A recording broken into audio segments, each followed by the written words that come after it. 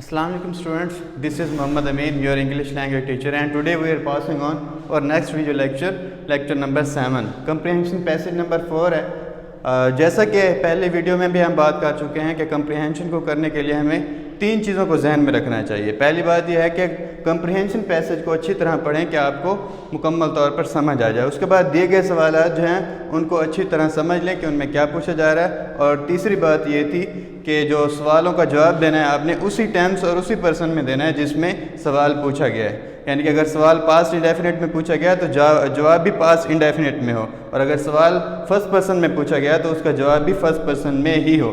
तो अब हम जो है वो कंप्रीहेंशन पैसेज पढ़ते हैं। पहले king Robert Bruce ruled over Scotland. King Robert Bruce Scotland पर हुकूमत करता था। He had been defeated many times by the English. उसे कई मरतबा इंग्लिश ने शिकस्त दी। दी इंग्लिश से मुराद यहाँ पर इंग्लिश पीपल हैं, अंग्रेज़ों ने शिकस्त दी। He ran for his life, वो अपनी ज़िंदगी बचाने के लिए भागा। And hid himself in a cave, और अपने आप को एक गार में छुपा लिया। He had lost all hope to win, उसने जीतने की तमाम उम्मीद छोड़ दी। As he lay there thinking if he should give up his struggle और नॉट, जैसे ही वो लेटे हुए सोच रहा था कि उसे अपनी कोशिश छोड़ देनी चाहिए या नहीं, ही सा spider trying to reach its cover in the ceiling of the cave, उसने गार की छत में एक मकड़े को अपने जाले में पहुंचने की कोशिश करते हुए देखा। It fail again and again, वो बार बार गिर जाता, but did not give up it's effort, लेकिन उसने अपनी कोशिश नहीं छोड़ी। At last the little creature reach its home in its 9th attempt, आखिरकार ये छोटी मखलूक अपनी 9वीं कोशिश में अपने घर पहुंच गई।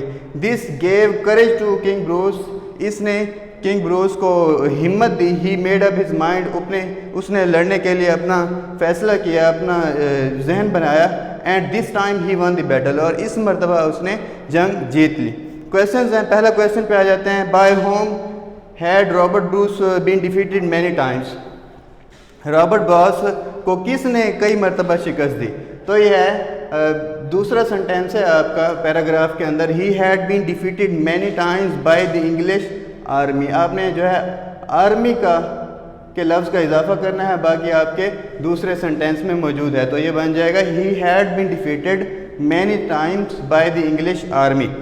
सेकंड क्वेश्चन है जी, where did he hide himself, वो उसने अपने आप को कहाँ छुपाया? डिड है, पास्ट इंडेफिनिट टेंस है। जब हम इसका जवाब देंगे तो उसमें सेकंड फॉर्म लगाएंगे। तो ये ही हिड हिमसेल्फ, हाइड की second form hid. He hid himself in a cave, उसने अपने आप को एक गार में छुपाया। तो ये क्वेश्चन नंबर 2 का आंसर हो गया। Question number 3, what did he see in the cave, उसने गार में क्या देखा? Did again past indefinite tense है, तो हम सेकंड फॉर्म लगाएंगे।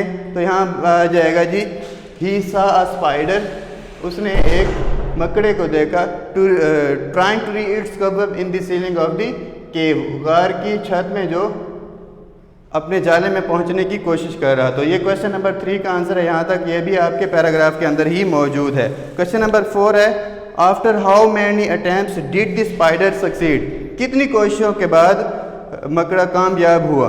तो ये यहाँ पर जो है the spider succeeded, past indefinite tense है, डिड मौजूद है, तो हम सेकंड फॉर्म लगाएंगे। The spider succeeded after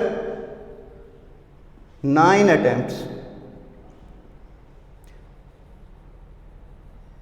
the spider succeeded after 9 attempts, वो अपनी 9वीं कोशिश के बाद कामयाब हुआ। और लास्ट क्वेश्चन है, what lesson did king Bruce learn from the spider, यहाँ पर भी डिड मौजूद है, पास्ट इंडेफिनिट टेंस है। जब हम इसका जवाब देंगे तो ही लर्नड द लेसन, उसके बाद सेमीकोलन लगाएंगे और ये जो है इन्वर्टेड कोमास में लिखेंगे, try again till you succeed, उस वक्त तक कोशिश करें जब तक आप कामयाब नहीं होते। तो इसको आपने इन्वर्टेड कोमास में लिखना है, जो कि मैंने लगाए हुए भी हैं। तो आपने इस पैराग्राफ के क्वेश्चंस के आंसर जो है उनके ढूंढने की प्रैक्टिस करनी है। शुक्रिया।